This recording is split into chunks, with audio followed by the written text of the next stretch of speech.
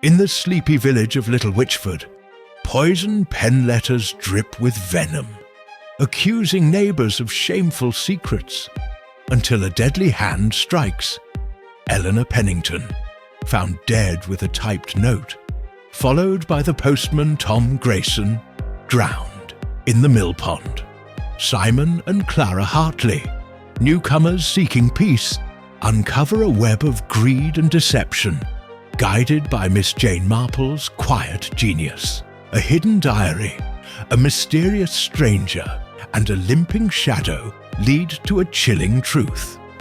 The squire, driven by greed, orchestrated murder, using a school teacher's ambition to mask his crimes. In a village where secrets fester, only Miss Marple sees the heart of evil. Will you unravel the quill's final stroke? Chapter 1. The Shadow Falls on Little Wychford. The train from London to Little Wychford chugged through the Devon countryside, its rhythm a soothing counterpoint to the chaos of the city I'd left behind. I, Simon Hartley, sat by the window, my breath still short from the pneumonia that had driven me here, watching the rolling hills unfold like a watercolour painting under the pale spring sky. My sister Clara, ever the optimist, sat opposite, her nose buried in a guidebook to the West Country. "It's going to be marvellous, Simon," she said, her eyes bright with anticipation. "Rose Cottage sounds divine. Roses round the door, a thatched roof, and a proper garden, just what you need to recover." I managed a weak smile.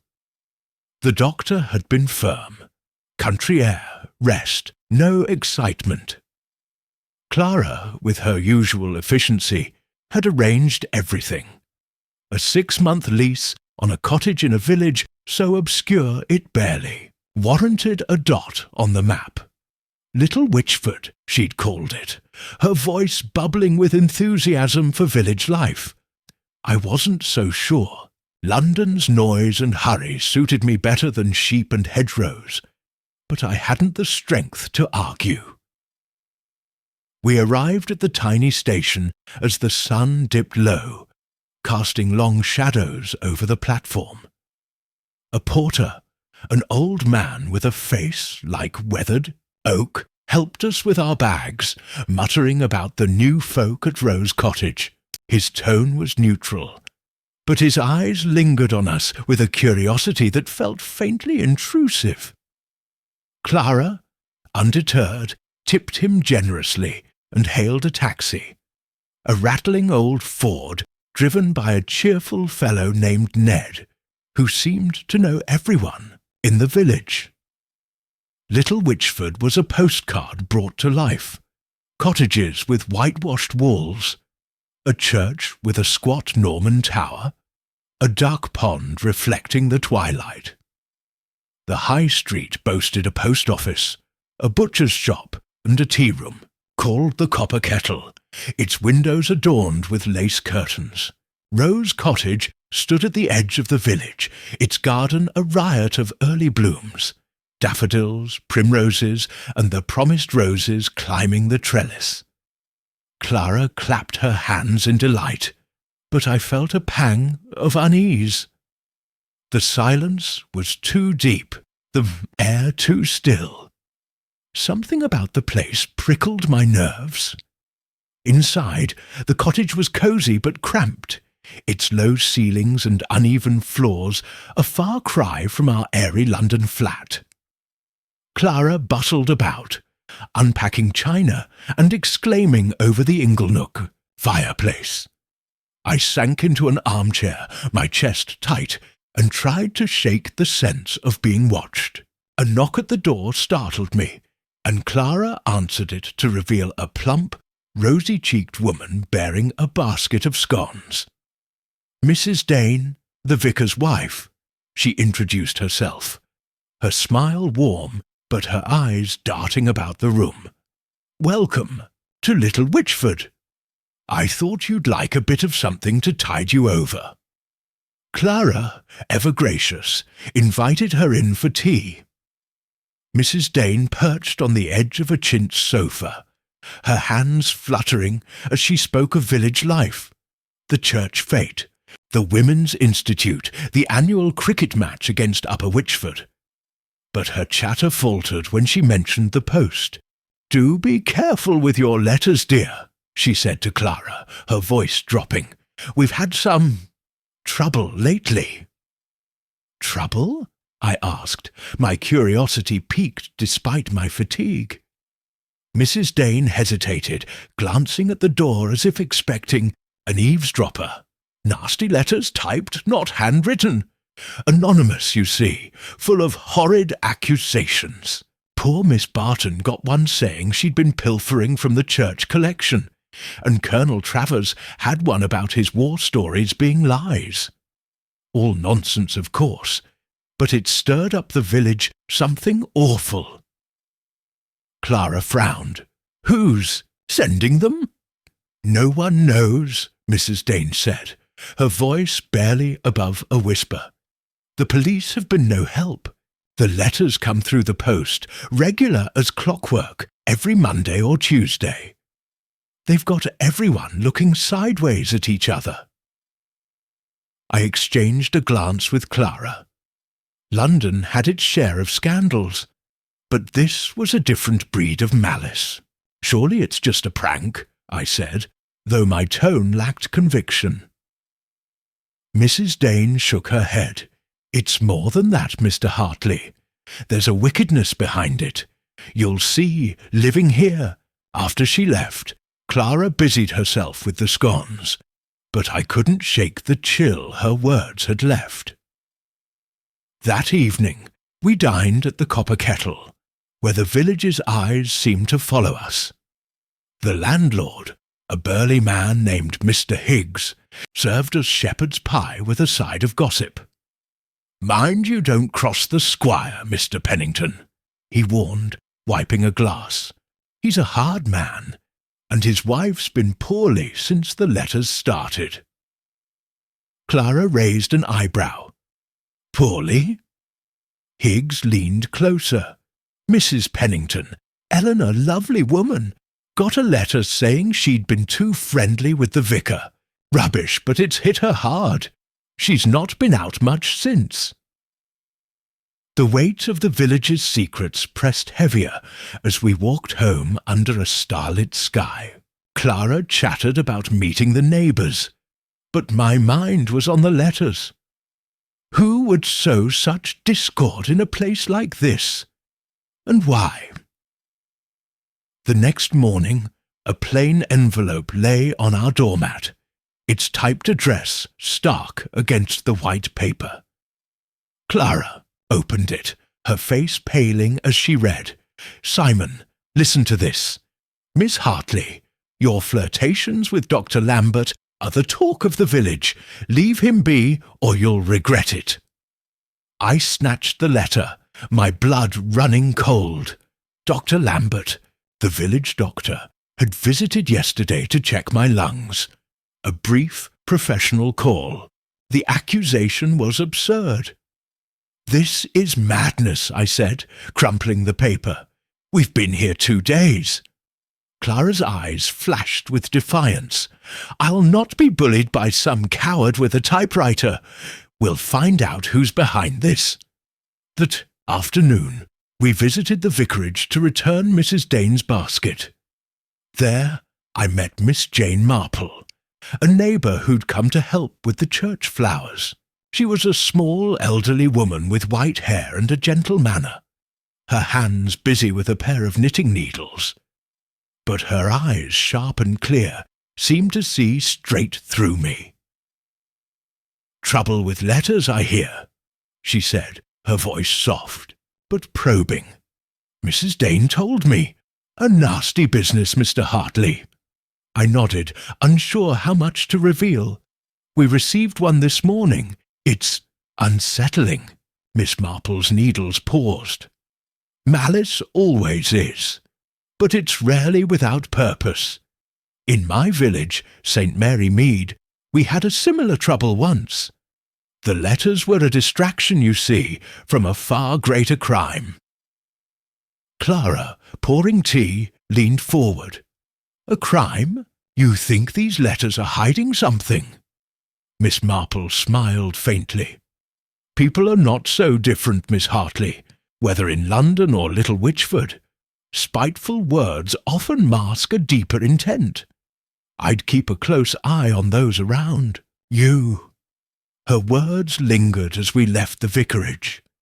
The village, so charming by day, seemed to harbour shadows I hadn't noticed before. The furtive glance of a shopkeeper, the hushed voices in the post office. Little Wychford was no haven, and I sensed the worst was yet to come. Chapter 2. Whispers in the Wind.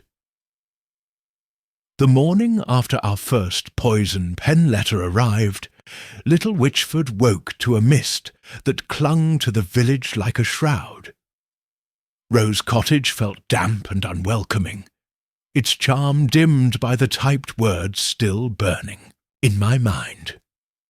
Clara, ever resilient, was already at the kitchen table scribbling a list of villagers we'd met, determined to unmask the letter-writer. "It's someone who knows us, Simon," she said, her pen tapping the paper. "They saw Dr. Lambert's visit and twisted it into scandal. We need to know who's watching." I nodded, though my chest ached from the damp air. The accusation against Clara, flirtations with the doctor, was ludicrous, but its precision unnerved me.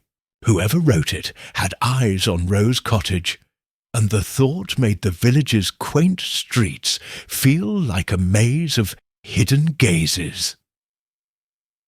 We ventured out to the Copper Kettle for breakfast, hoping to glean more about the letters.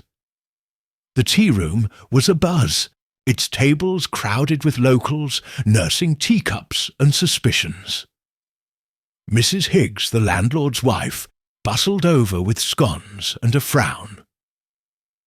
"Another letter this morning," she whispered, glancing at a corner table where Miss Emily Barton sat, her hands trembling as she stirred her tea. Poor Emily got one accusing her of spreading lies about the squire's finances. She's beside herself. Miss Barton, a thin woman with a pinched face and a habit of clutching her handbag, looked up as if sensing our stares. Her eyes, red-rimmed, darted away. I felt a pang of pity. She seemed an unlikely villain, yet the letters spared no one. Clara, undaunted, approached her. "Miss Barton, we received a letter too. It's dreadful, isn't it? Have you any idea? Who's behind them?" Miss Barton's lips quivered. "It's the devil's work," she said, her voice barely audible. "I've done nothing wrong, yet they say I'm a gossip, a liar. I only mentioned Mr. Pennington's new motor car seemed extravagant, that's all." She clutched her bag tighter, as if it held her dignity. Clara pressed gently, but Miss Barton clammed up, muttering about church duties and hurrying out. I watched her go, wondering if her fear masked guilt. At the counter, Mr. Higgs polished. Glasses, his ear cocked toward our conversation. "Careful with Emily," he said quietly. "She's got a sharp tongue when riled, and she's in thick with the vicar's lot." The morning grew stranger when we visited the post office to mail a letter to our London friends. The postmistress, Mrs. Grayson, a wiry woman with a perpetual frown, sorted letters with a mechanical precision that belied her nervous glances. Her husband, Tom, the postman, lingered nearby, stacking parcels. I noticed his hands shaking as he tied a bundle, and when I mentioned the letters, he flinched. "Don't know nothing about them," he muttered, avoiding my eyes. "Just deliver what's given me." Clara, ever observant, nudged me as we left. "Did you see Tom's face? He looked guilty as sin.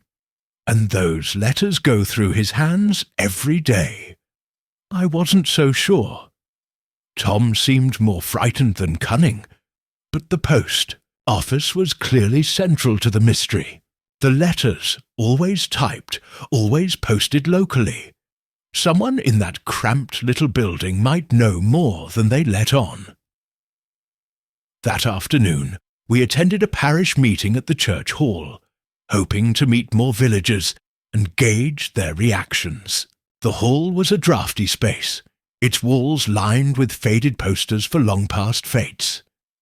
Mr. Dane, the vicar, stood at the podium, his voice earnest, as he appealed for unity amid the letter scandal. "We must not let these falsehoods divide us," he said, though his hands gripped the lectern tightly, betraying his strain. Beside him sat Mrs. Eleanor Pennington, the squire's wife, her face pale and drawn. She was a striking woman, with auburn hair and a quiet elegance, but her eyes were shadowed, as if the weight of the letters pressed on her soul. I recalled Higgs's gossip about her alleged affair with the vicar, a cruel lie, judging by her distant demeanour toward Mr. Dane. Miss Marple was there too, tucked in a corner with her knitting, her presence almost invisible amid the chatter. Yet when the meeting broke for tea, she beckoned me over. "You're observant, Mr. Hartley," she said, her needles clicking softly. "What did you notice about Mrs. Pennington?" I hesitated, unsure what she meant.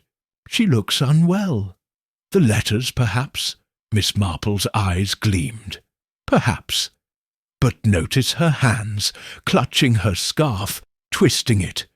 A nervous habit, but not one of guilt. She's afraid, Mr. Hartley, and not just of gossip. Watch. Her husband, too. Mr. Pennington's silence speaks louder than his words."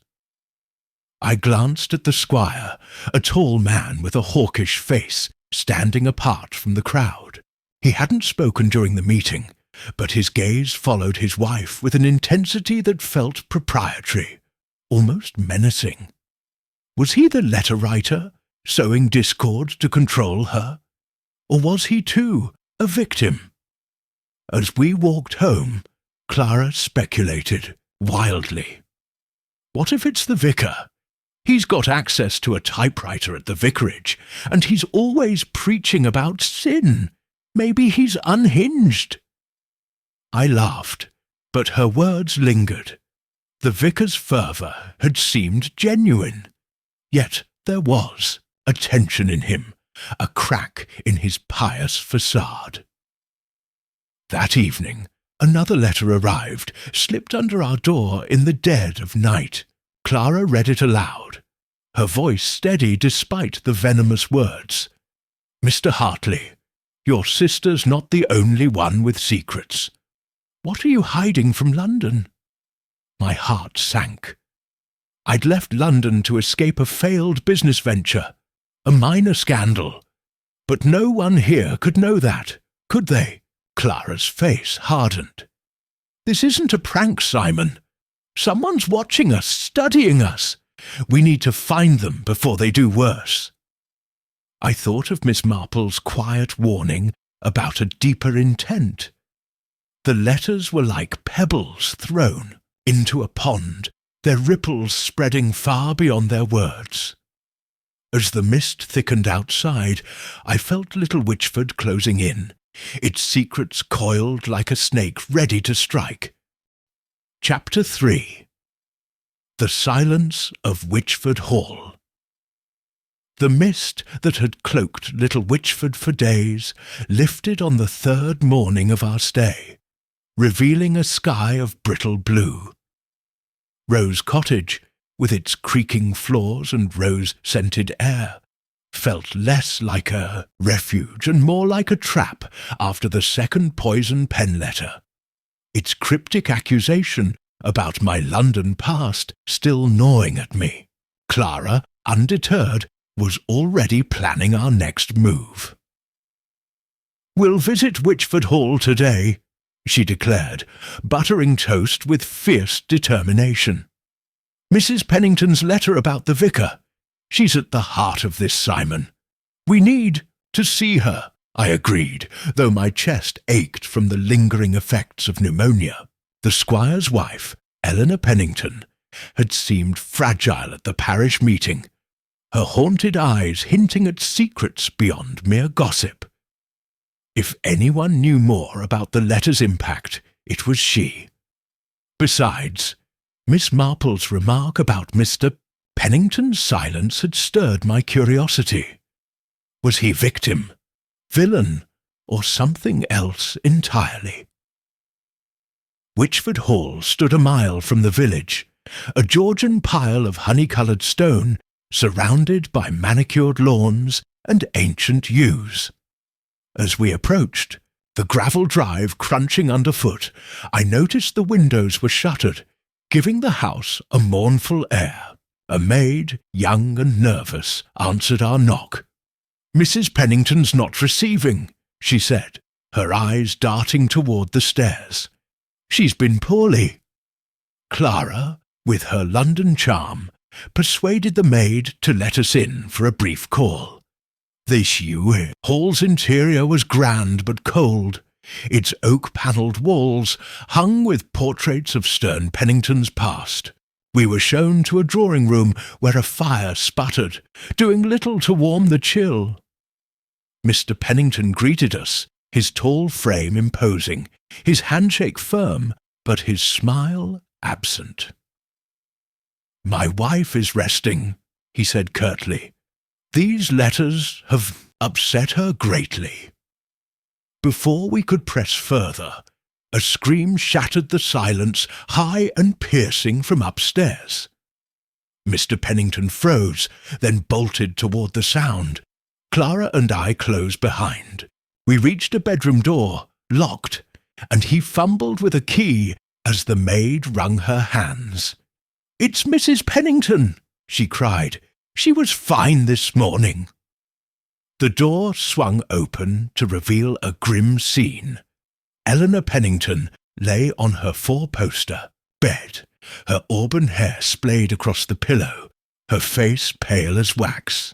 An empty vial of sleeping pills lay on the nightstand, beside a glass of water and a typed note. "I cannot live with the lies." The room smelled faintly of lavender, and something sharper, medicinal.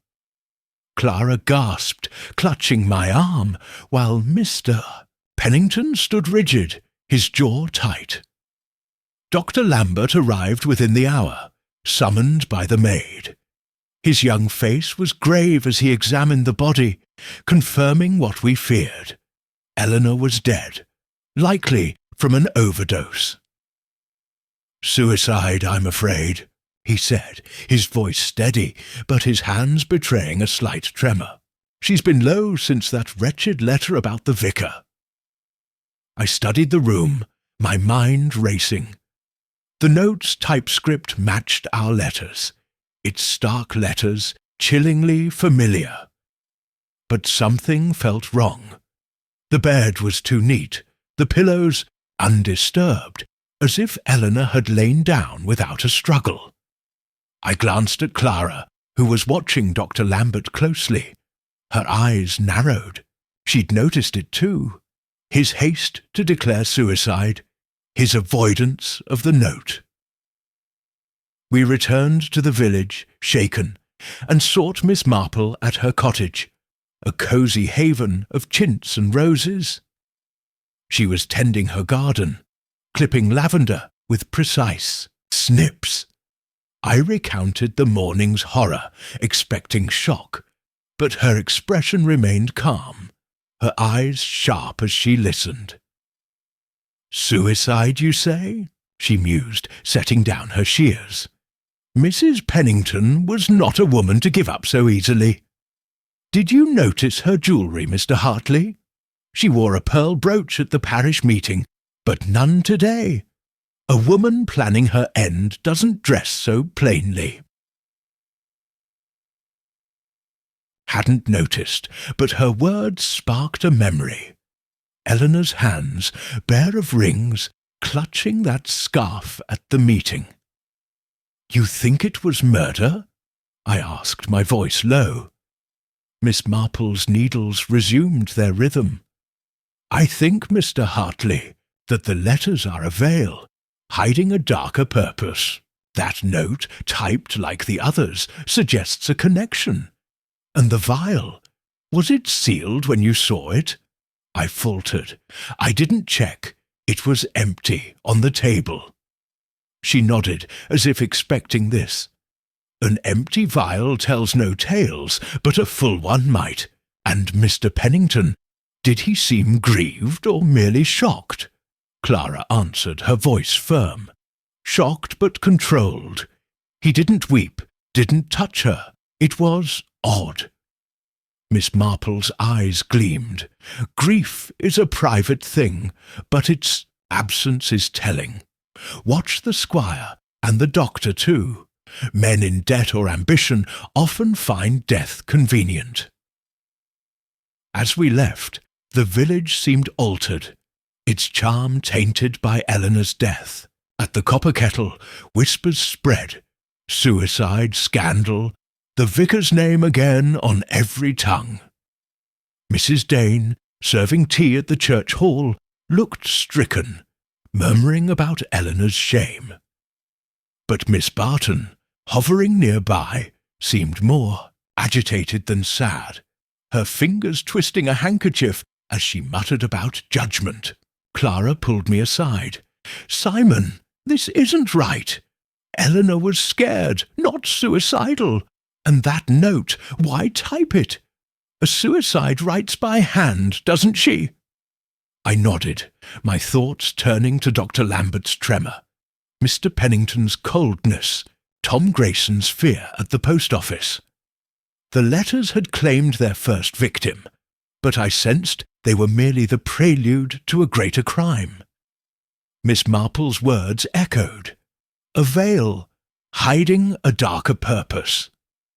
As the church bell tolled, mournful and slow, I knew little Wychford's secrets were only beginning to unravel. Chapter 4. Shadows of Suspicion. The day after Eleanor Pennington's death, little Wychford seemed to hold its breath, as if the village itself mourned under a sky heavy with impending rain. Rose Cottage, once a haven of rural charm, now felt like a stage where unseen eyes watched our every move. Clara, pacing the parlour, was resolute.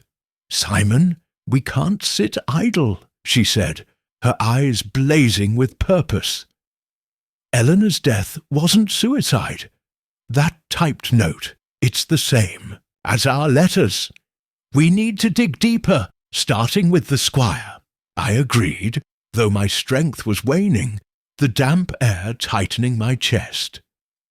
Mr. Pennington's cold demeanour in the face of his wife's death had struck me as unnatural, and Miss Marple's hint about his silence lingered like a warning. But other faces haunted me too. Dr. Lambert's trembling hands, Miss Barton's nervous agitation, Tom Grayson's fear at the post office. The poison pen letters had woven a web of distrust, and Eleanor's death was its first deadly knot. We decided to begin at the heart of the village's communication, the post office.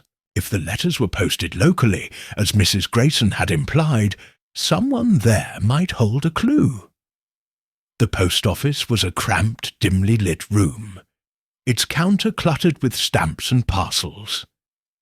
Mrs. Grayson, sorting mail with her usual frown, greeted us with a curt nod. Her husband Tom was absent, delivering the Morning Post. "Terrible about Mrs. Pennington," she said, her tone flat. "Those letters drove her to it, mark my words." Clara leaned forward, her voice gentle but probing. "Mrs. Grayson, you see every letter that passes through. Have you noticed anything odd? Envelopes without a return address, perhaps? Mrs. Grayson's hands paused, her eyes narrowing. "I don't pry into folks' business," she snapped. "But yes, there's been plain envelopes, typed, posted here. I hand 'em to Tom for delivery.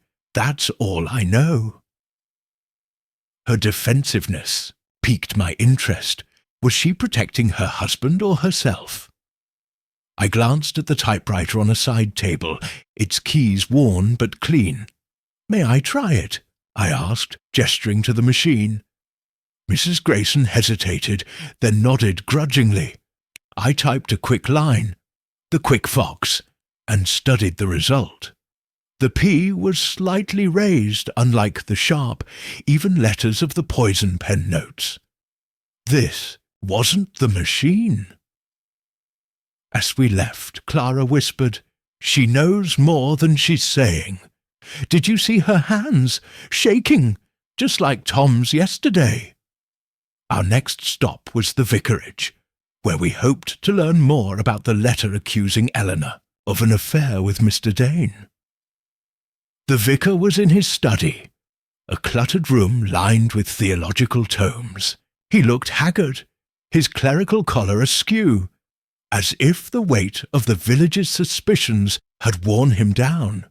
"I never imagined such evil here," he said, rubbing his temples. Eleanor was a kind soul, devoted to the church. That letter was a vile lie. Clara, ever tactful, asked, "Did you receive one too, Mr. Dane? About the church funds, perhaps?" He flinched, his face reddening. "Yes, a filthy accusation. I've never touched a penny. But the damage is done. Parishioners look at me differently now." I noticed a typewriter on his desk, an ancient model with a dusty cover. "Do you use this often?" I asked, keeping my tone casual.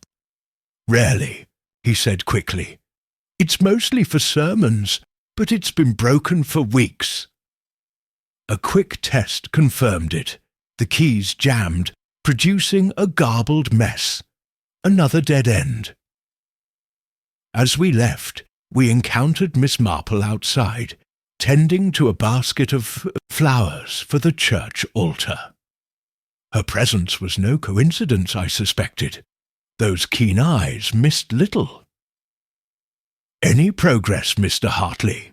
she asked, her voice mild, but her gaze piercing. I recounted our morning, mentioning the post office typewriter and the vicar's broken machine. She nodded thoughtfully, snipping a wilted bloom.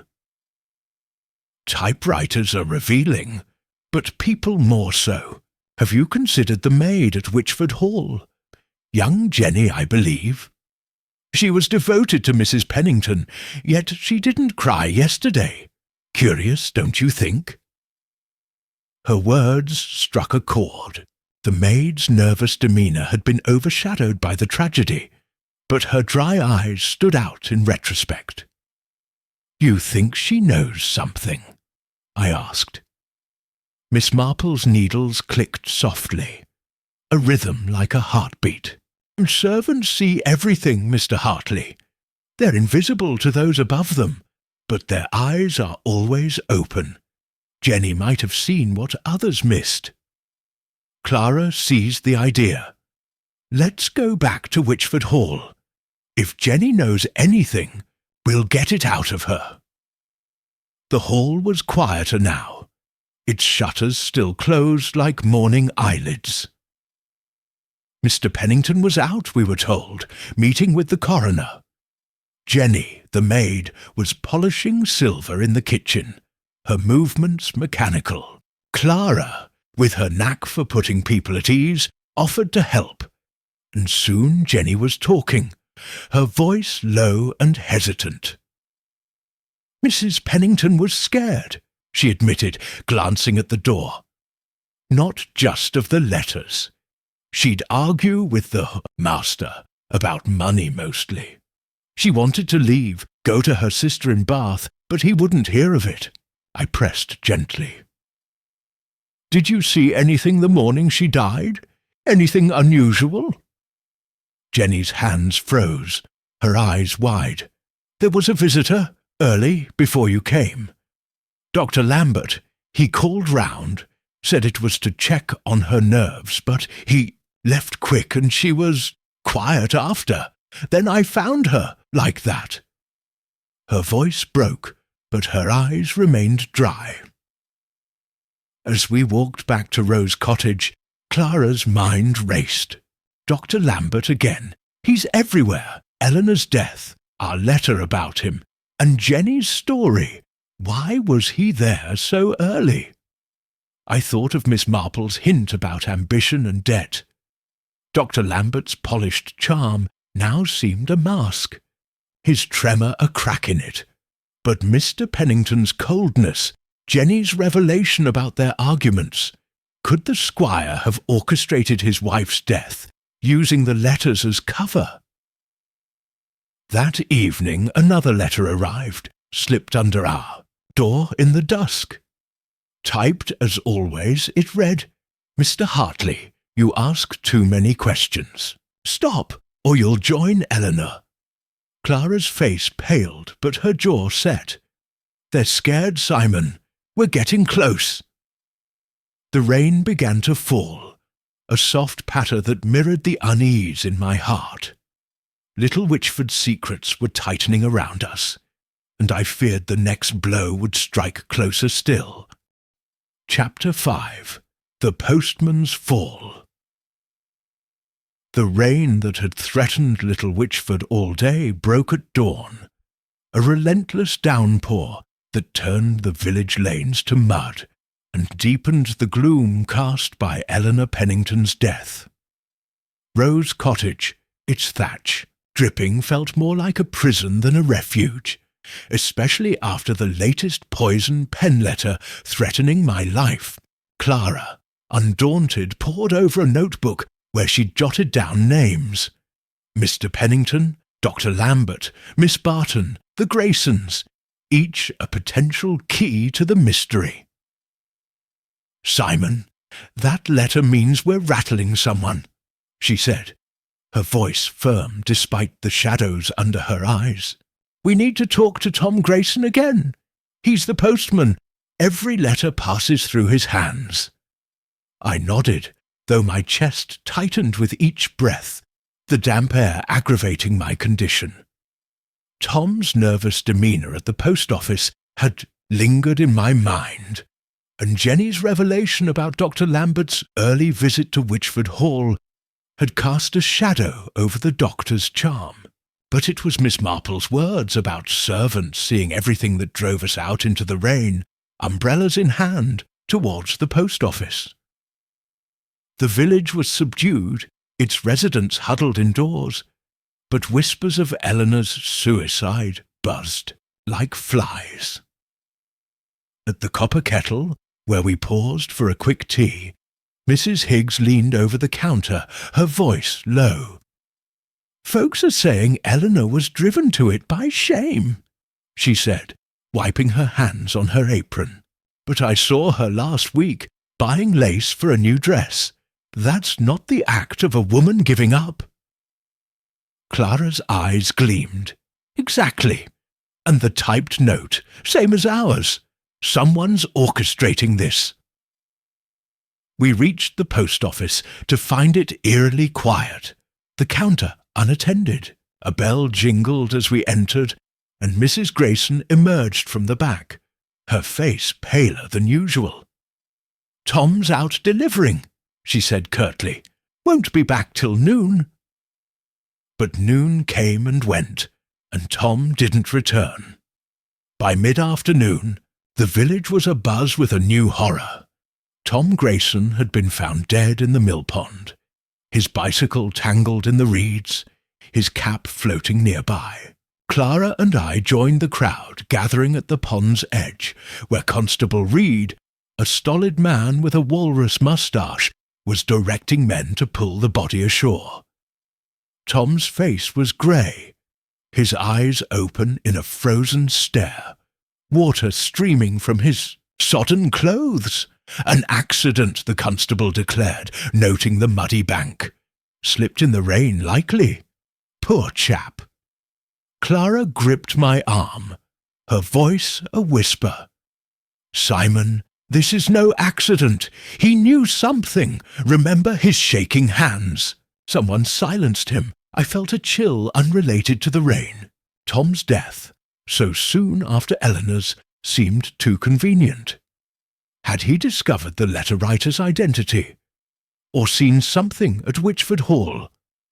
I recalled Miss Marple's warning about a deeper purpose behind the letters, and my unease grew. We sought Miss Marple at her cottage, where she was arranging dahlias in a vase, her calm a stark contrast to the village's panic. I recounted Tom's death, expecting shock, but she merely nodded, her eyes narrowing. The mill pond, you say? Curious. Did you notice his boots, Mr. Hartley? Were they muddy? I frowned, trying to recall. They were wet, but clean, I think. No mud caked on them. Her needles paused, a rare break in their rhythm. A man slipping into a pond would have mud on his soles, especially after this rain. Someone placed him there after death. And the letters, have you had another? I showed her the latest, its threat stark. Stop, or you'll join Eleanor. Miss Marple studied it, her lips pursing. The same typewriter, I wager. But the motive is clearer now. Tom's death suggests he saw something.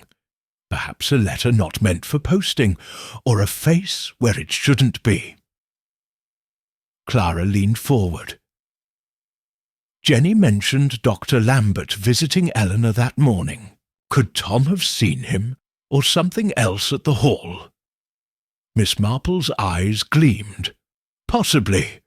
But consider the squire. His wife's death secured her fortune, and Tom's rounds took him past Wychford Hall daily. Servants and postmen, Miss Hartley, they're the village's eyes, often ignored but always watching. We resolved to investigate Wychford Hall again, focusing on Jenny, the maid. Back at the hall, the air was heavy with grief, or its pretense. Mr. Pennington was in his study, his face a mask of controlled sorrow as he spoke of funeral arrangements. Jenny, polishing brass in the hall, seemed more composed than before, but her eyes darted nervously when I mentioned Tom. Did he deliver anything unusual that morning? I asked, keeping my tone light. A parcel, perhaps, or a letter not in the usual post. She hesitated, then shook her head. Nothing odd, just the usual bills. But her fingers twisted the polishing cloth, betraying her unease. As we left, Clara spotted a glint in the gravel drive. A small key, half buried in the mud. She pocketed it, whispering, "This could be something." A desk, a box, maybe it's what Tom saw. That evening, a village meeting was called to discuss the accidents. The church hall was packed, the air thick with fear. Mr. Dane, the vicar, tried to calm the crowd, but his voice trembled. Miss Barton, clutching her handbag, muttered about curses. Dr. Lambert, present but silent, avoided my gaze.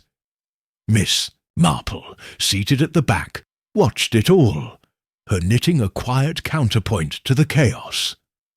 Afterward, she drew us aside. "That key, Miss Hartley, show it to me." Clara handed it over, and Miss Marple turned it in her fingers, her eyes distant. A small key for a small lock. A diary, perhaps, or a private drawer. Find what it opens, and you may find your killer. As we walked home through the rain-soaked dark, another letter awaited us, its words chilling. "You were warned. The pond awaits." Clara's hand shook, but her resolve held. "They're desperate, Simon. We're close. The villages." Secrets were unravelling. but each thread pulled us deeper into danger. Tom's death was no accident, and I feared the next would strike even closer. Chapter 6. The Key to Secrets. The rain had ceased by morning, leaving little Wychford glistening under a tentative sun. But the village's lustre was tarnished by the shadow of two deaths: Eleanor Pennington's staged suicide and Tom Grayson's murder in the mill pond. Rose Cottage, with its sagging beams and damp walls, felt more like a battleground than a retreat. The latest poison pen letter's threat. The pond awaits, echoing in my mind. Clara, clutching the small key we'd found in Wychford Hall's drive, was resolute. "This key is our lead, Simon," she said, turning it over in her palm. "It unlocks something, maybe Eleanor's secrets or Tom's. We need to find what it fits." My chest ached, the lingering pneumonia sapping my strength, but Clara's determination was infectious. The key, small and brass, suggested a private lock, a diary, a jewellery box, perhaps a desk drawer. Its discovery near the hall pointed to Mr. Pennington or Jenny, the maid, but Dr. Lambert's early visit to Eleanor loomed large. Miss Marple's hint about servants and postmen seeing everything gnawed at me. Had Tom seen the key's owner, or what it opened before his death? We began at Wychford Hall, hoping to test the key discreetly. The house was quieter now, its grandeur muted by mourning. Jenny answered the door, her apron crisp but her eyes wary. "The master's in London seeing the solicitor," she said, blocking the doorway. "No visitors today." Clara, with her disarming smile, held up the key. "We found this in the drive yesterday. Could it be Mrs. Pennington's? We'd hate for it to be lost." Jenny's face tightened, her gaze flickering to the key. "Never seen it," she said quickly, too quickly. "Leave it with me. I'll ask the master." But her hand trembled as she reached for it, and I pulled it back, feigning concern. "We'll check with him ourselves," I said. "It might be important." Jenny's lips pursed, and she shut the door with a snap. Clara's eyes gleamed as we walked away. "She knows that key, Simon. She's hiding something, maybe for Pennington, maybe for herself." Our next stop was the church, where we hoped to find Miss Marple. The nave was cool and dim, its stained glass windows casting jewelled light on the pews. Miss Marple was there, arranging hymnals, her presence as unassuming as ever, but her eyes sharp as they met ours. "You've brought the key," she said, not a question, her knitting tucked in a basket at her side. I showed it to her, recounting Jenny's reaction. Miss Marple turned it over, her fingers delicate but deliberate. "A lady's key, I think," she mused. "Not a desk, too small. A diary, perhaps, or a private box. Mrs. Pennington was a woman of secrets, Mr. Hartley. Did you know she kept a locked case in her bedroom?" I hadn't, but the idea sparked a memory of the bedroom where Eleanor died. The nightstand bare, but for the vial and note. Had we missed a case? "We need to get back inside," I said, "but Pennington's away, and Jenny won't let us near." Miss Marple's needles resumed their soft click. "Jenny's loyal, but frightened. A kind word might loosen her tongue, or try the vicar. He visited Eleanor often for charity work. He might know about her habits." We found Mr. Dane in the vicarage garden, pruning roses with a distracted air. His face was drawn, the strain of the letters and Eleanor's death etched in his lines. "A terrible loss," he said, his voice hollow. "Eleanor was a pillar of our community. Those letters, they broke her spirit. Clara, ever tactful, showed him the key.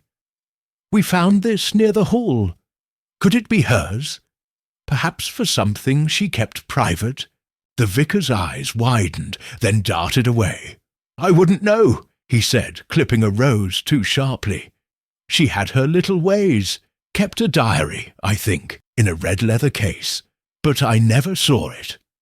His hesitation was telling. Clara pressed. "Did she ever mention trouble at home? With Mr. Pennington, perhaps?" Mr. Dane's hands shook. They had their differences, as couples do. Money, mostly. She had her own fortune, you know. But nothing to cause this. As we left, Clara whispered, "He's nervous, Simon. That diary. Maybe it holds the truth about her death." That afternoon, we returned to the Copper Kettle, hoping to glean more gossip. Mrs. Higgs was bustling about, but her usual chatter was subdued. "The village is cursed," she muttered, serving us tea. "First Eleanor, now Tom. And Miss Barton's had another letter, says she's been stealing from the poor box." Miss Barton, at a corner table, looked frail, her hands clutching a teacup. I approached, offering sympathy. "It's awful, these letters," I said. "Have you any idea who's sending them?" Her eyes flashed with something like fear or anger. "It's someone cruel," she said. "I only spoke truth about the squire's spending, and now I'm slandered. It's not right." Her outburst drew stares, and I retreated, sensing she'd said more than intended. Clara, meanwhile, noticed Dr. Lambert entering, his face pale, his coat damp from a sudden shower. He ordered a brandy, unusual for mid-afternoon, and sat alone, his fingers drumming nervously. "He's rattled," Clara whispered. "Maybe because of Tom's death, or that key." That evening, we slipped back to Wychford Hall under cover of dusk, determined to test the key. Jenny was in the village, we'd learned, at a Women's Institute meeting. The back door was unlocked, a careless oversight, and we crept into Eleanor's bedroom. The room was unchanged, the air heavy with lavender. On a dressing table, half hidden by a lace doily, sat a red leather case, its lock gleaming. My heart raced as Clara tried the key. It fit, turning with a soft click. Inside was a diary, its pages filled with Eleanor's elegant script. Clara scanned it, her voice low. "Listen, Simon. I fear H knows my plans to leave. He's changed, cold, watchful. The letters are his doing, I'm sure, to keep me here." "Shh! Henry Pennington?"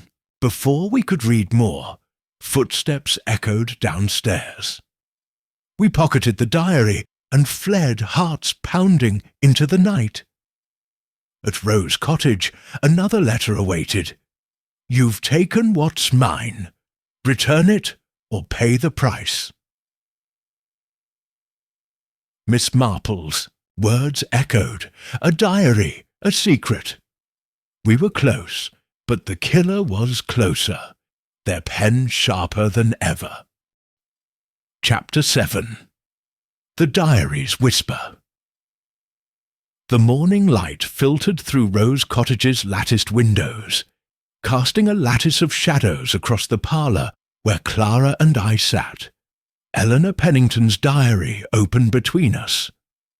The threatening letter from last night, "You've taken what's mine. Return it or pay the price," lay beside it, its typed words a stark reminder of the danger closing in. Clara's eyes were fixed on the diary's pages, her voice low as she read another entry. H watches me always now. I found a typed letter in his study, half written, accusing Mrs. Dane. He denies it, but I know his temper. I must leave before it's too late. I felt a chill, unrelated to my lingering illness. Henry Pennington, the squire, had been cold and distant, but a letter-writer? A murderer?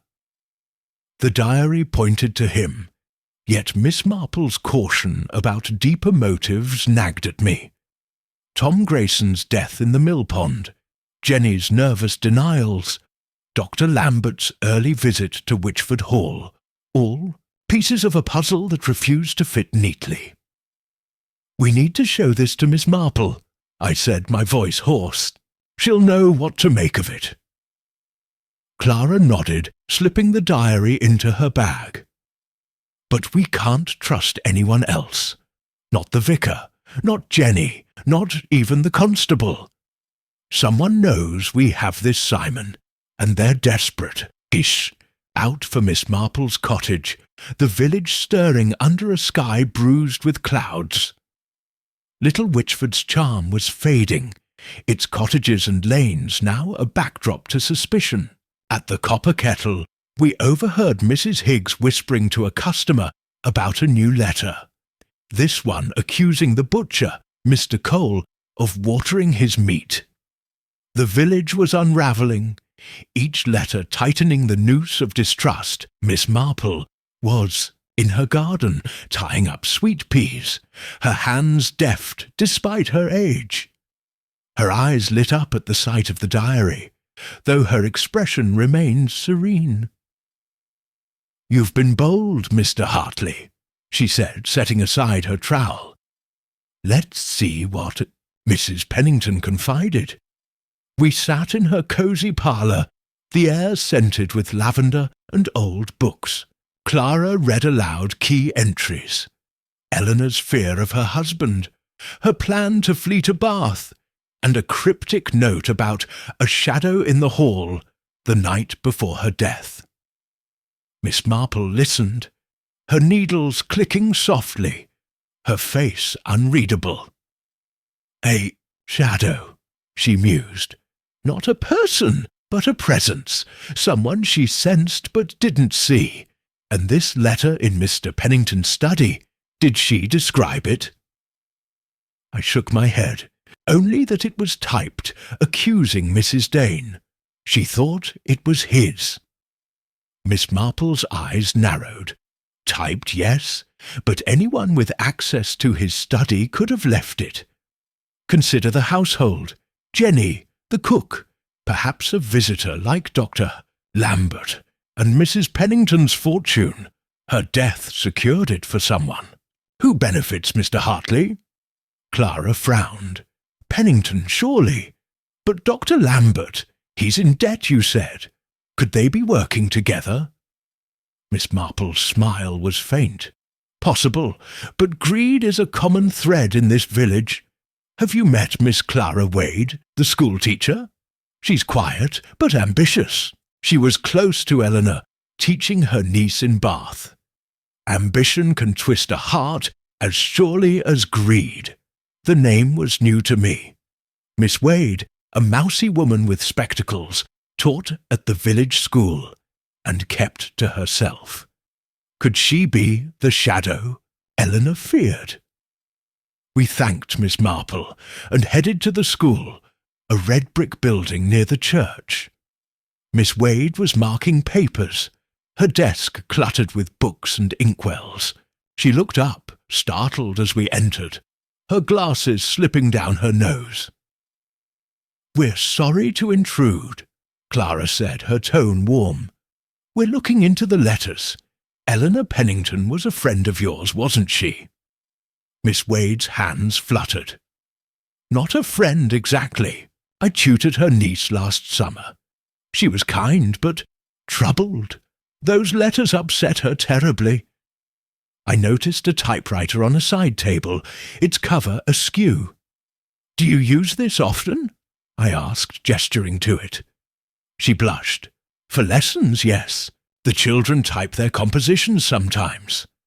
I asked to test it, and she agreed, her reluctance barely masked. The P was sharp, not raised like the poison pen letters. Another dead end, but her unease lingered in my mind. As we left, Clara whispered, "She's hiding something. That blush, she knows more than she's letting on."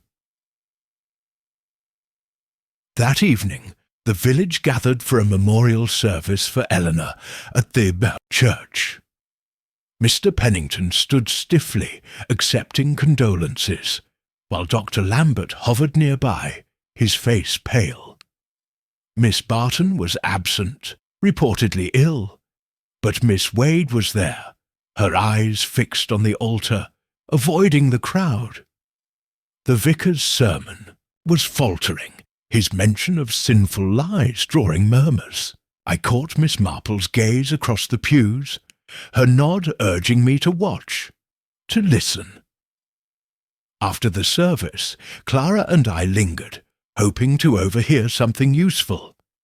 Mrs. Dane, arranging flowers, muttered about a letter accusing her of gossiping about Eleanor's affair. "It's lies," she hissed.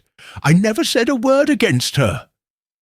As we walked home, a figure slipped from the shadows, a boy no older than 12, his face pale.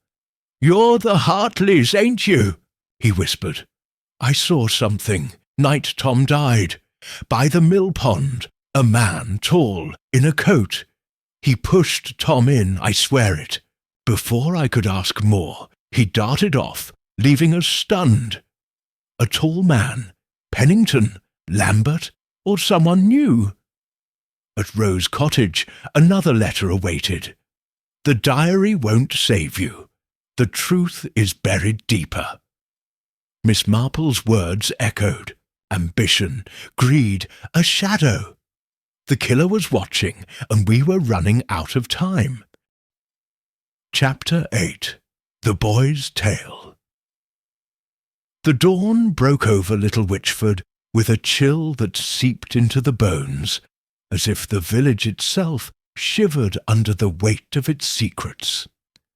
Rose Cottage, its walls damp from the recent rains, felt more like a fortress. Under siege, the latest poison pen letter, "The truth is buried deeper." A stark warning that our pursuit of Eleanor Pennington's killer and Tom Grayson's murderer was drawing dangerous attention. Clara, clutching Eleanor's diary, was undeterred, her eyes alight with the fire of the chase. "That boy, Simon," she said, pacing the parlour. "He saw something at the mill pond, a tall man pushing Tom. We need to find him before he's silenced, too." My chest ached, the pneumonia's grip unrelenting, but the boy's fleeting testimony had ignited a spark of urgency. His description, a tall man in a coat, pointed to Mr. Pennington or Dr. Lambert, both tall, both entangled in the web of suspicion spun by the diary and the letters. Miss Marple's hint about ambition and greed echoed in my mind, as did her mention of Miss Clara Wade, the schoolteacher, whose unease at the school suggested hidden knowledge. The boy's tale was a new thread, and we had to pull it before it snapped. We began at the village school, hoping to identify the boy. The playground was alive with children, their laughter a jarring contrast to the village's gloom. Miss Wade, overseeing recess, adjusted her spectacles as we approached, her face tightening. "What brings you here?" she asked, her voice clipped, her hands smoothing her skirt with a nervous twitch. Clara, ever diplomatic, smiled.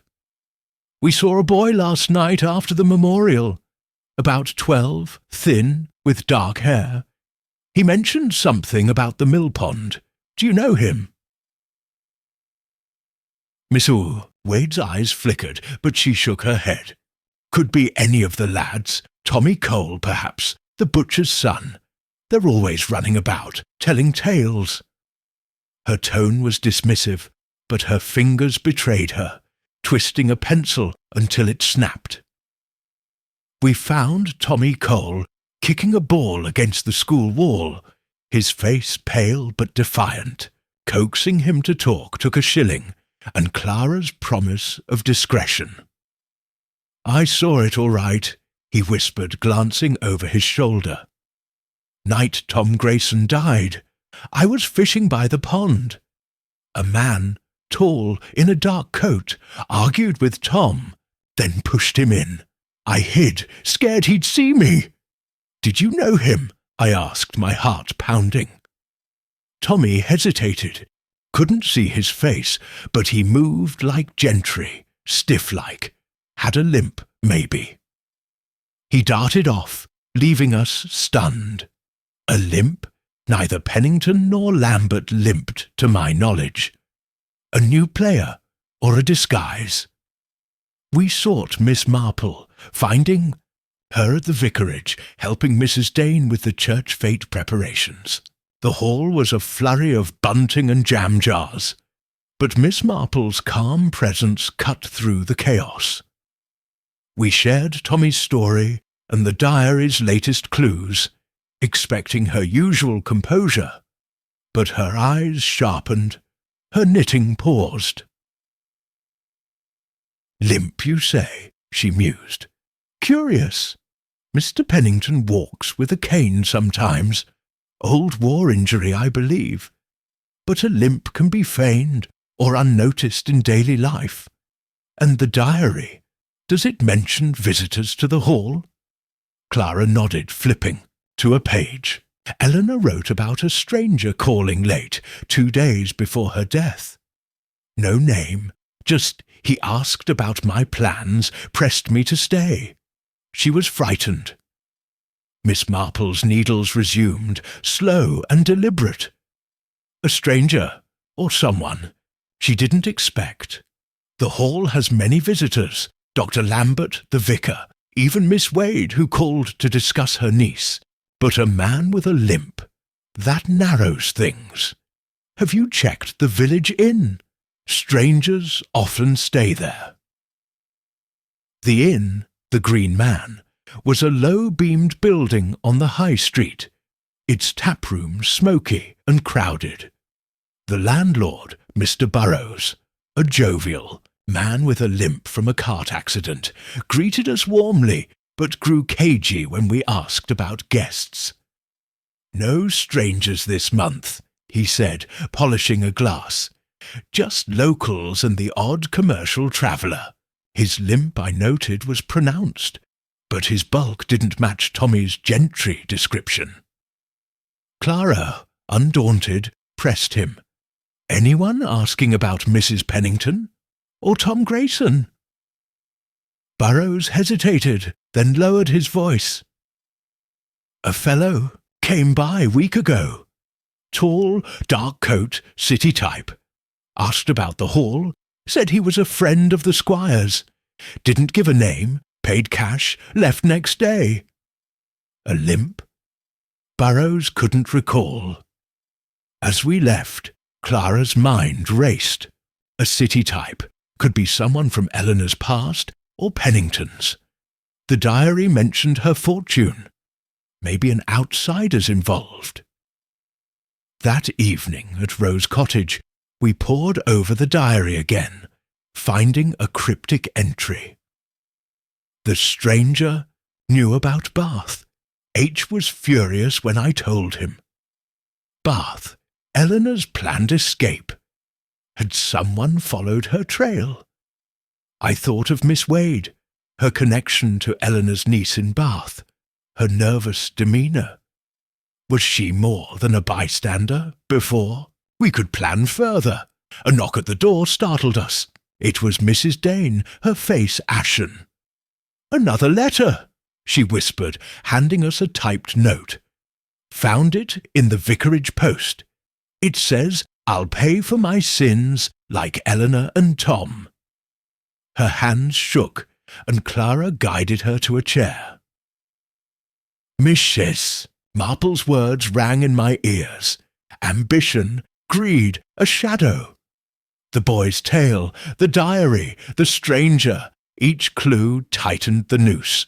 But as the wind howled outside, another letter slipped under our door. The boy talks too much. Silence him, or I will.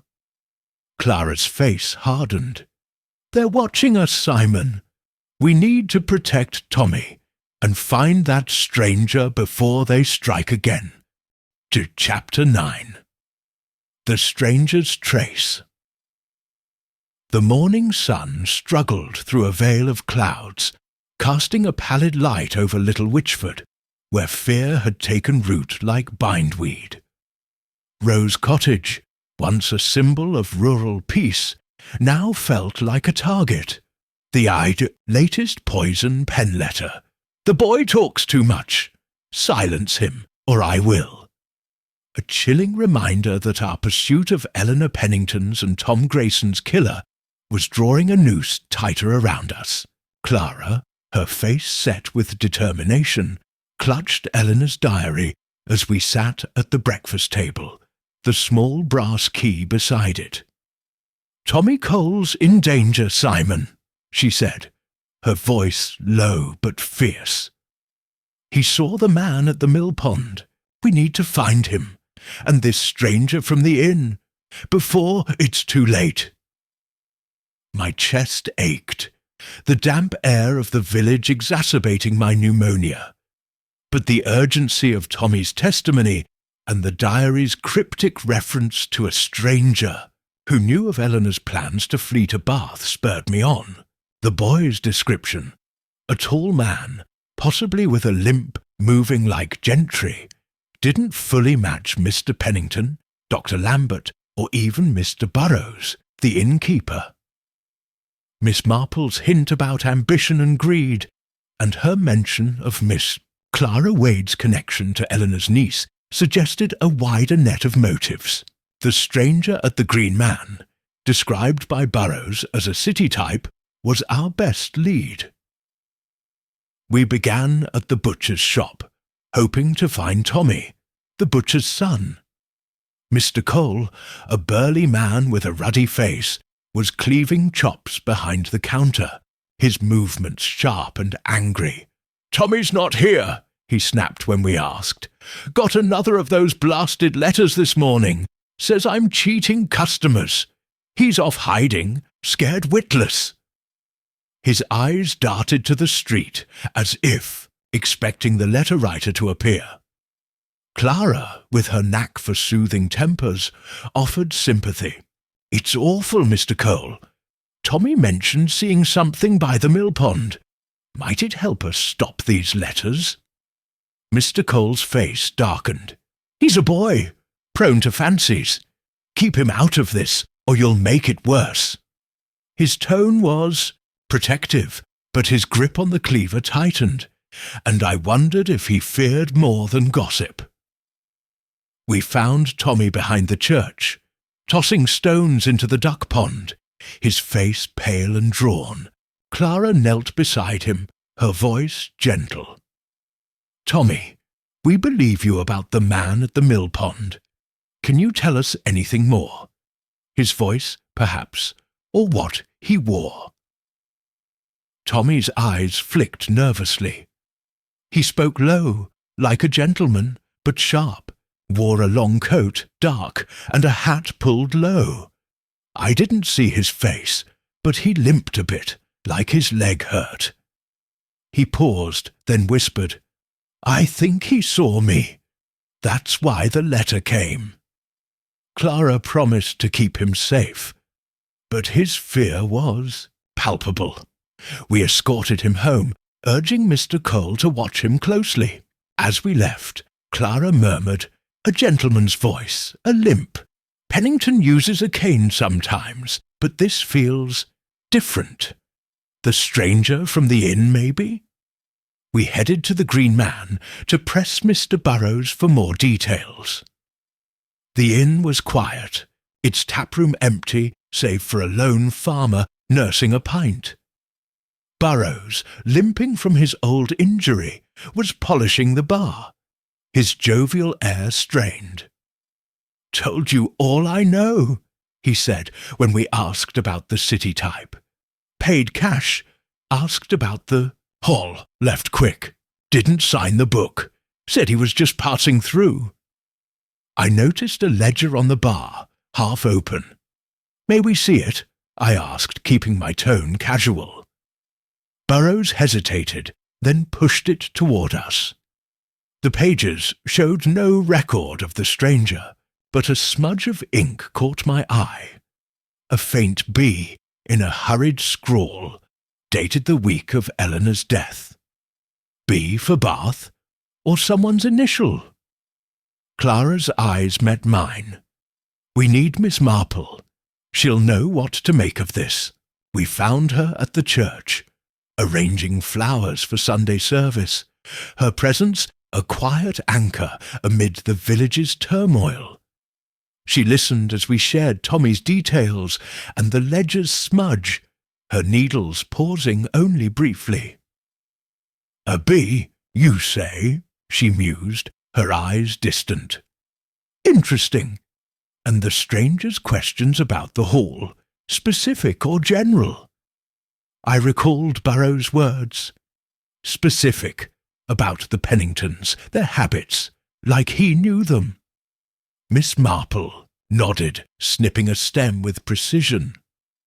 Eleanor's diary mentioned Bath, and someone who knew her plans.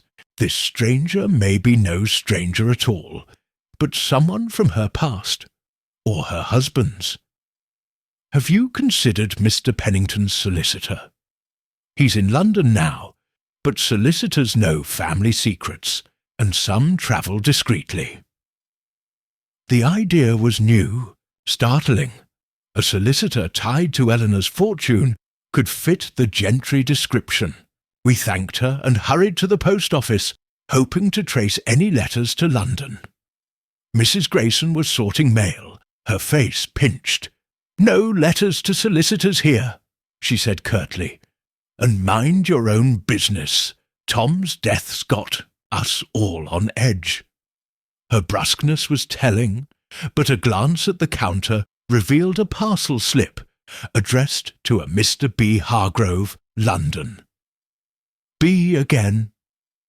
Clara pocketed the slip when Mrs. Grayson turned away, whispering, "This could be our man." That evening, at Rose Cottage, we pored over the diary again, finding a new entry. H met a man from London last month. B, he called him.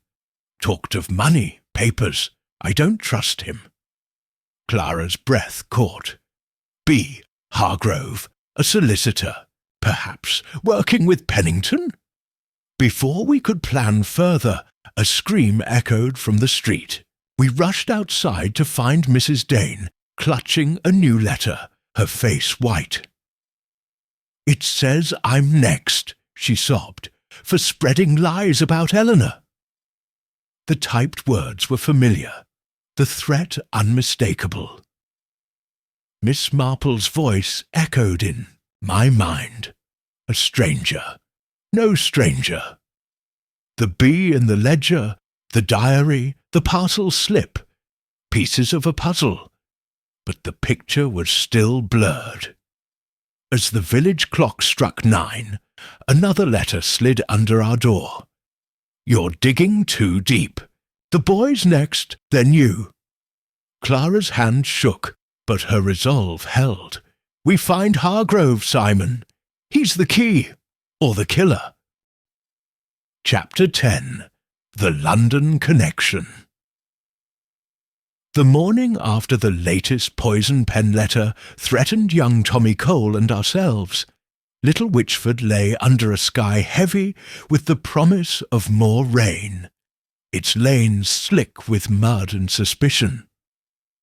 Rose Cottage, its once cosy interior now a repository of dread, held Eleanor Pennington's diary and the parcel slip addressed to Mr. B. Hargrove, London. our most tangible clues yet. Clara, her eyes fierce despite the strain of sleepless nights, clutched the slip as we sat by the fire. "This Hargrove is the key, Simon," she said, her voice steady but urgent. "A solicitor, perhaps, tied to Pennington's affairs or Eleanor's fortune. We need to find him, and we must keep Tommy safe." My chest ached, the damp air worsening my condition, but the boy's terrified face and the diary's mention of a bee meeting Mr. Pennington spurred me on. The stranger at the Green Man, described as a city type with a gentleman's voice, possibly limping, aligned with Tommy's Mill Pond sighting.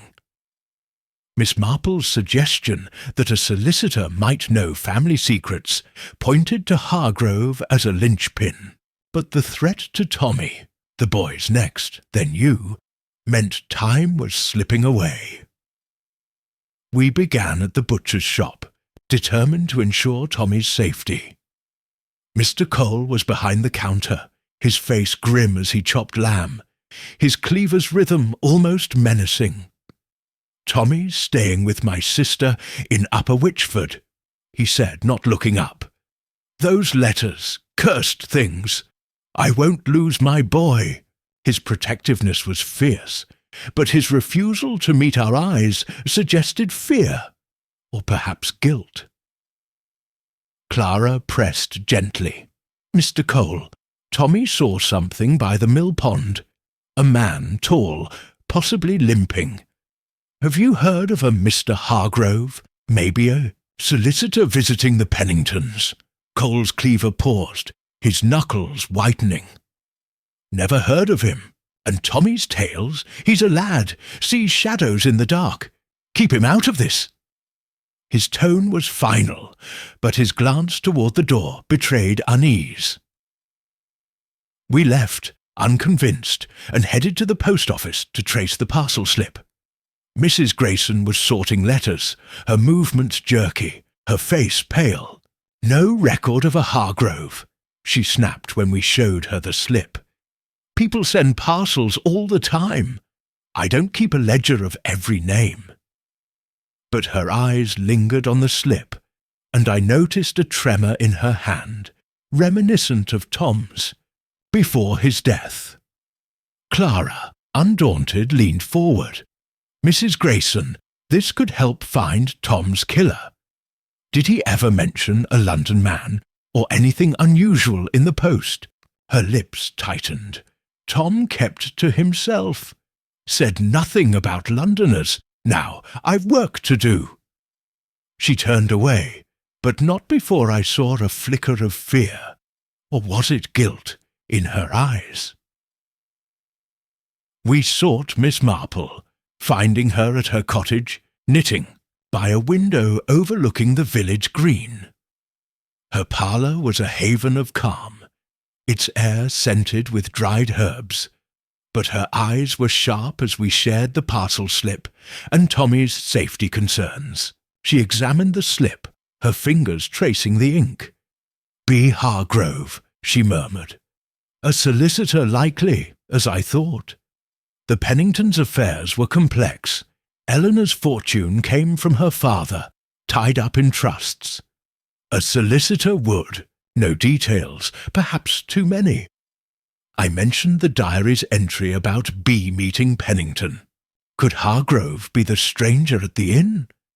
Tommy said the man at the mill pond spoke like a gentleman. Miss Marple's needles paused, a rare interruption. Possibly, but gentlemen's voices can be cultivated and limps feigned. Consider Miss Wade. She's connected to Bath, where Eleanor planned to flee. And she's ambitious, teaching beyond her station, dreaming of a better life. Ambition can be as deadly as greed. The idea startled me. Miss Wade, the mousy schoolteacher, had seemed peripheral, yet her nervous reaction to the typewriter and her link to Eleanor's niece suggested hidden depths. Should we confront her? I asked. Miss Marple shook her head. Not yet. Find Hargrove's trace. Check the inn's records again, or the station. A man from London leaves footprints, even in a village. We returned to the Green Man, where Mr. Burrows was sweeping the tap-room, his limp more pronounced in the morning chill. "Told you, no strangers linger," he said, but his eyes darted to a back room. Clara, with her charm, persuaded him to let us see the guest book again. A faint entry, scratched out, caught my eye. B.H., London, one night. No date, but the ink matched the parcel slips. Careless of him, Clara whispered as we left. Hargrove was here, and someone tried to erase him. That afternoon we visited the station, where Ned, the taxi driver, recalled a tall man in a dark coat, carrying a briefcase, arriving a week before Eleanor's death. Dropped him at the inn, said he was visiting friends, Ned said. Had a city accent, walked stiff, like a limp, maybe. Paid me extra to keep quiet. Clara's eyes gleamed. That's our man. But why hide his visit? Back at Rose Cottage, we found Mrs. Dane waiting, her face ashen. Another letter, she whispered, handing us a typed note. Your lies killed Eleanor. The truth will bury you. Her hands shook, and Clara comforted her, but my mind raced. The letters were escalating, targeting those closest to the truth. Night fell. A shout from the village green drew us outside.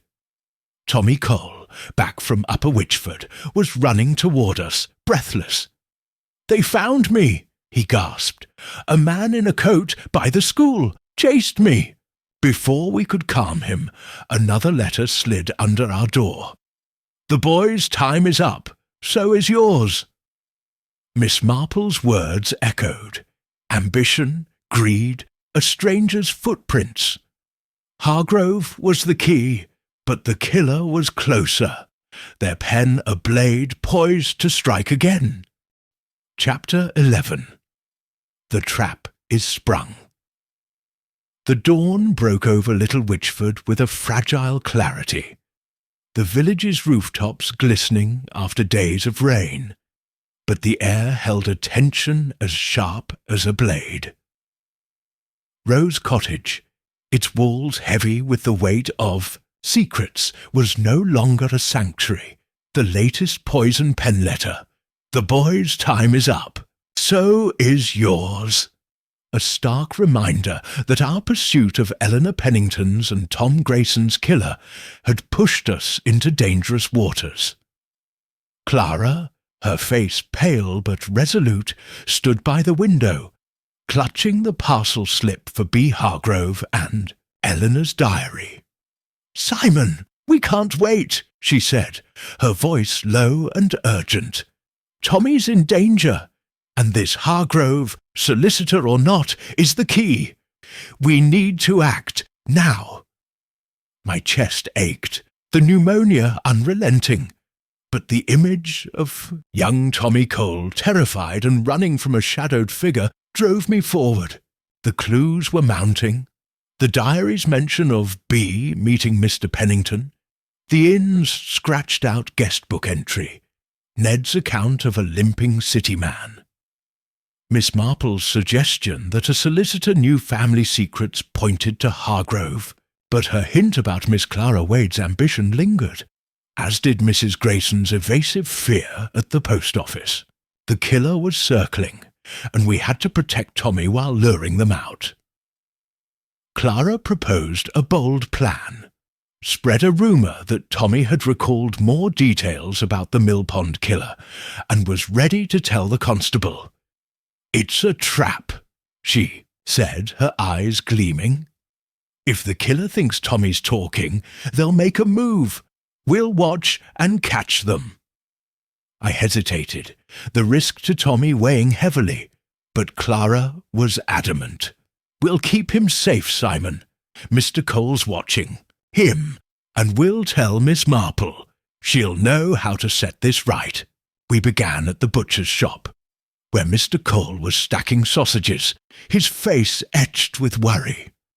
"Tommy's upstairs, safe," he growled. "No more of your questions. He's scared enough." But when Clara explained our plan, his eyes softened. "If it catches the devil who killed Tom Grayson, I'm in. But my boy stays protected." We spread the rumour at the Copper Kettle, where Mrs. Higgs, ever eager for gossip, latched onto it.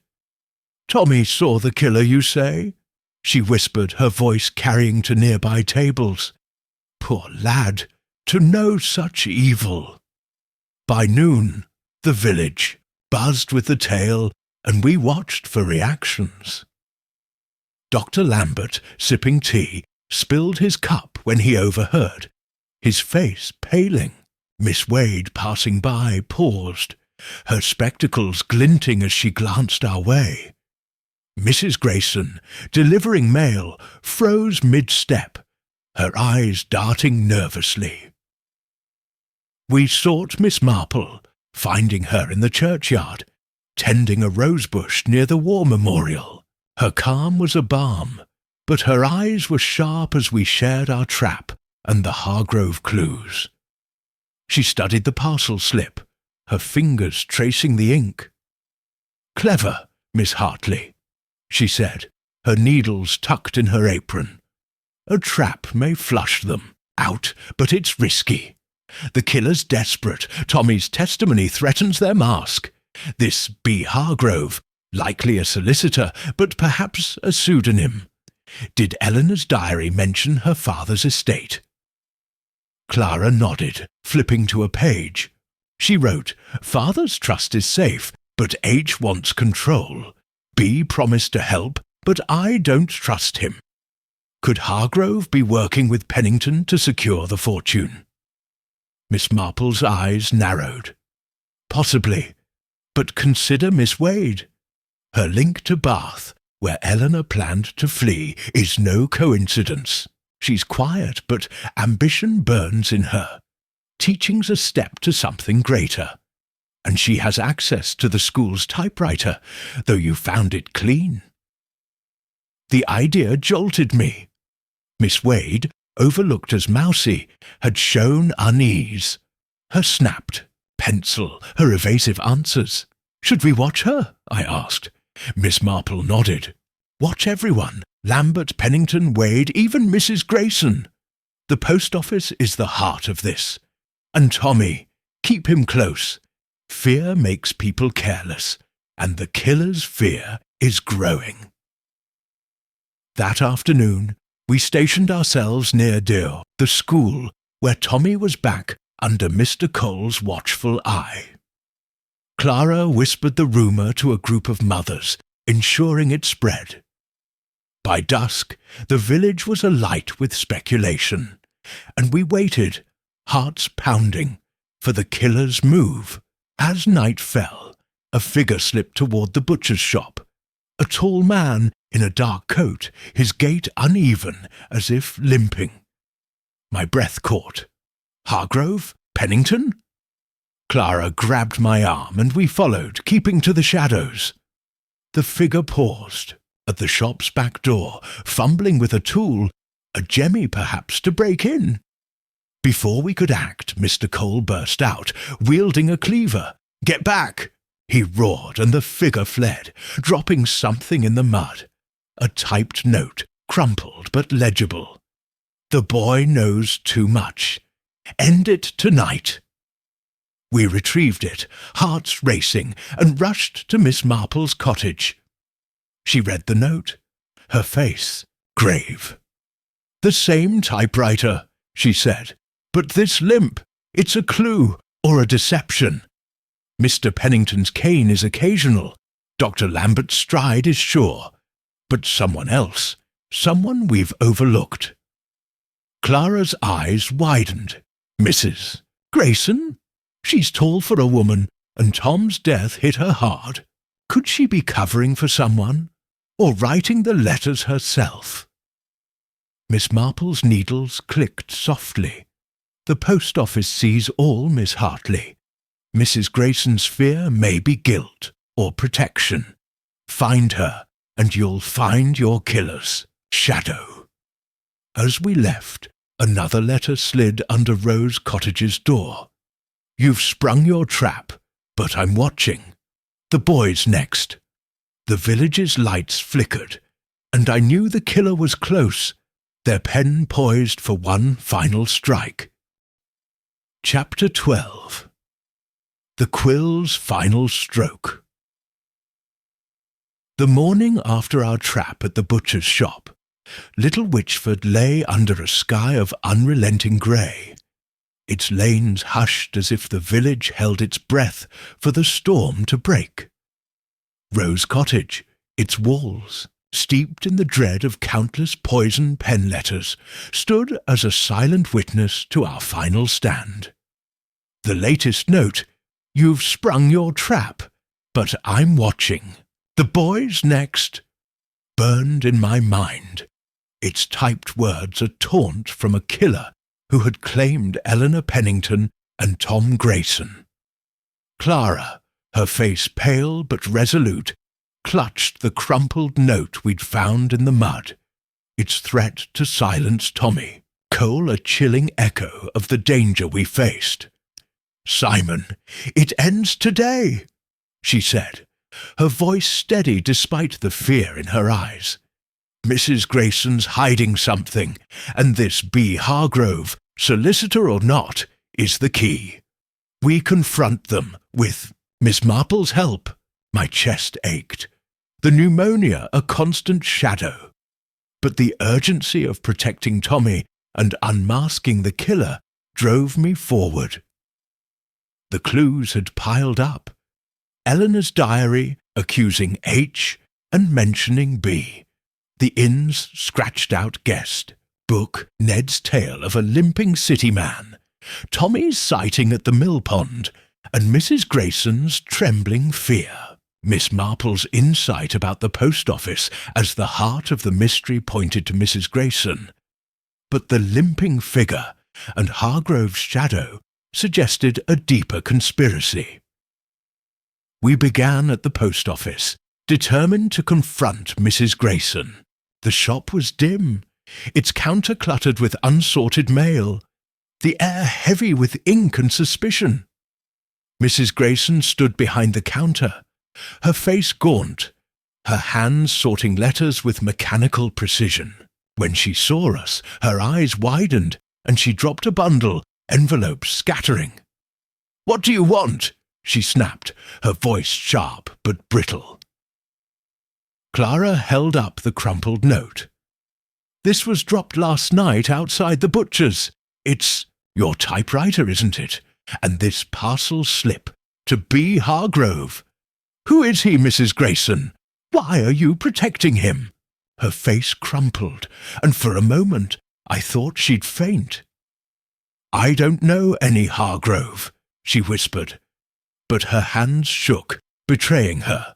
"Tom, my Tom, found a letter, not addressed, in the post bag. He read it, said it was dangerous. Then he was gone." Her voice broke, and she sank onto a stool. I pressed gently. "What did the letter say? Was it about Eleanor Pennington?" She nodded, tears welling. It accused her of betraying her husband, not with the vicar, but with money. Tom thought it was from someone high up, someone who knew her secrets. He was scared, said we should burn it, but I kept it, hid it in the back room. Clara's eyes gleamed. "Show us." Mrs. Grayson led us to a cramped storeroom, where she pulled a typed letter from a locked box. It read, "Eleanor, you're scheming. With Bath will ruin us all. Stop, or pay the price." The typeface matched the poison pen letters, its tone chillingly familiar. We rushed to Miss Marple's cottage, finding her pruning her roses, her calm a stark contrast to our urgency. She read the letter, her eyes narrowing. "This confirms it," she said, her needles tucked away. The letters were a screen, Mr. Hartley, to hide a greater crime, Eleanor's murder, and Tom's for knowing too much. But the limping man, B. Hargrove, is no solicitor. Look at the postmark on that parcel slip. It's local, not London. I stared at the slip, stunned. The postmark was Little Wychford's. Hargrove's here, in the village. Miss Marple nodded. A pseudonym likely. Someone posing as a city man to cover their tracks. The limp, the coat, think of who moves like gentry, yet knows the village's secrets. Not Pennington, he's too obvious. Not Lambert, too steady. But Miss Clara Wade, she's tall. Her stride could pass for a man's in the dark, and her ambition burns bright. The revelation hit like a thunderbolt. Miss Wade, the schoolteacher, with her Bath connection and nervous demeanour, could have masqueraded as Hargrove. We gathered the constable, Mr. Cole, and Mrs. Dane, and marched to the school. Miss Wade was at her desk, marking papers, but her face paled as we entered, the constable at our side. Clara held up the letter. Miss Wade, this was found in the post office. It's your typewriter, isn't it? You wrote the letters, posed as Hargrove, killed Eleanor to stop her leaving, and Tom for what he knew. Miss Wade's spectacles slipped, her hands trembling. No, she cried, but her voice cracked. I wrote the letters, yes, to stir things up, to make a name for myself in Bath, where Eleanor promised me a job. But I didn't kill her. It was Pennington. He knew she'd leave, take her fortune. He made me write the letters, said he'd ruin me if I didn't. The constable seized her, but Miss Marple's voice cut through. Miss Wade's a pawn, not the Queen. Mr. Pennington planned it. Eleanor's death secured her fortune, and the letters, written by Miss Wade, covered his tracks. Tom saw a letter meant for destruction, so Pennington pushed him into the pond, limping from his old wound. Pennington, summoned to the school, stood tall and defiant, his hawkish face a mask of disdain. "This is absurd," he said, his voice cold as ice. "My wife took her own life, and Grayson's death was an accident. You've no proof." Miss Marple stepped forward, her frail figure commanding the room. "Oh, but we do, Mr. Pennington.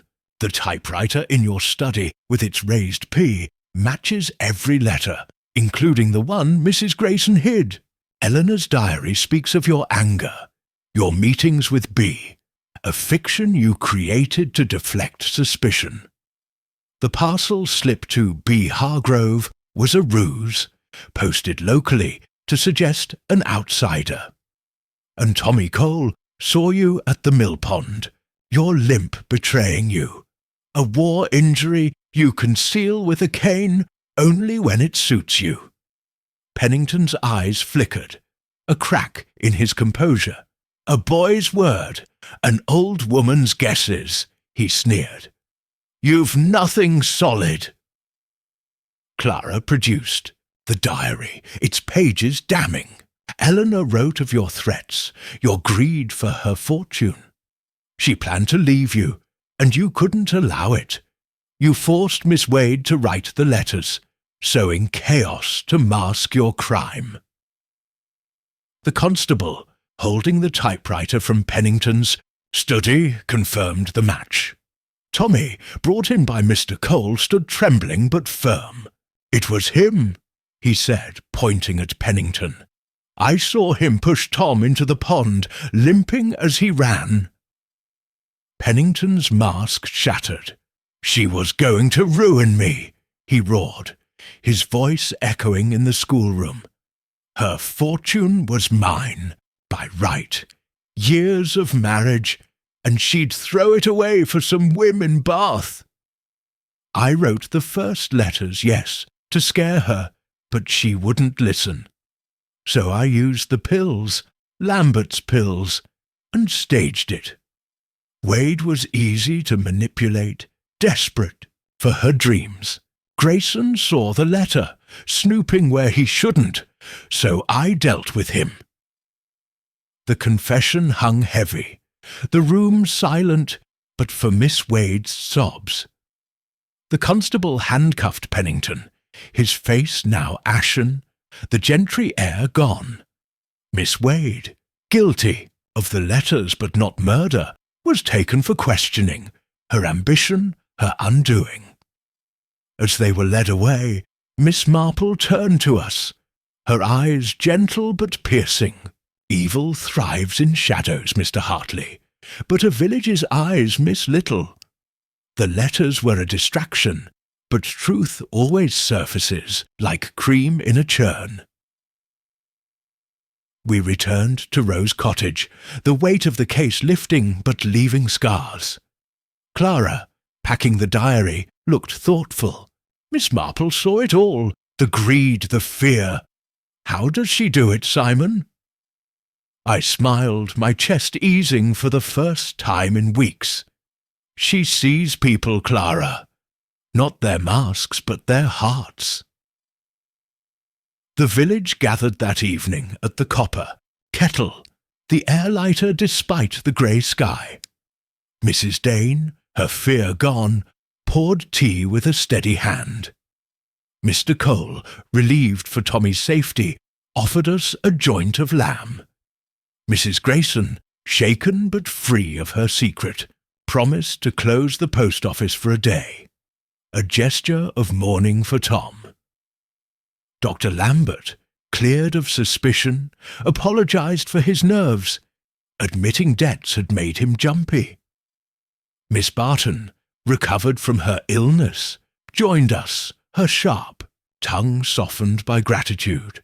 Miss Marple, sipping tea in a corner, smiled faintly. Little Wychford will heal, Miss Hartley. Villages do, but they never forget. Clara and I decided to stay, drawn to the village despite its shadows. The letters had ceased, the typewriter locked away, but their echoes lingered in the glances of neighbours, the whispers of what might have been. As we walked home, the church bell tolled, a mournful note for Eleanor and Tom, but also a promise of peace. At Rose Cottage, Clara lit the fire, its warmth chasing the chill. "We've learned something, Simon," she said, her voice soft. "Even in a village, secrets run deep, but truth runs deeper." I nodded, thinking of Miss Marple's quiet wisdom. The quill's final stroke had been written, and little Wychford, scarred but resilient, would endure. As the fire crackled, I felt, for the first time at home,